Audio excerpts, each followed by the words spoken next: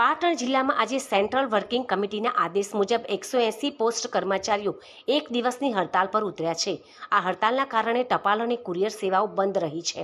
કર્મચારીઓની મુખ્ય માંગણીઓમાં 8મા પગાર પંચની તાત્કાલિક રચના અને જૂની પેન્શન યોજના ફરીથી ચાલુ કરવાનો સમાવેશ થાય છે। કર્મચારીઓ માંગે છે કે પગાર પંચમાં સ્ટાફ સાઇડની સૂચનાઓ ધ્યાનમાં લેવામાં આવે। કોવિડ સમયના મોંઘવારી ભથ્થા અને રાહતના 3 હપ્તાની ચૂકવણી કરવાની માંગ પણ કરવામાં આવી છે।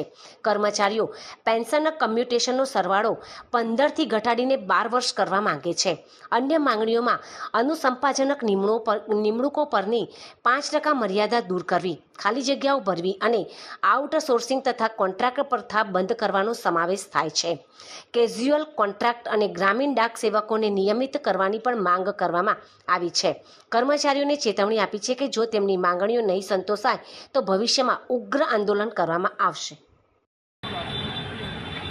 પાટણ પોસ્ટલ ડિવિઝનના દરેક કર્મચારીઓ આજ રોજ એક દિવસની હડતાલ ઉપર છે, જેમાં હડતાલના મુખ્ય અમારા ઉદ્દેશો છે ઓલ્ડ પેન્શન સ્કીમ ચાલુ કરવી, આઈડીસી જે પોસ્ટમેન માટે લાયા છે તે બંધ કરવી અને ગ્રામીણ ડાક સેવા કર્મચારીઓને કાયમી દરજ્જો આપવો, આ મારી મુખ્ય માગણીઓ છે।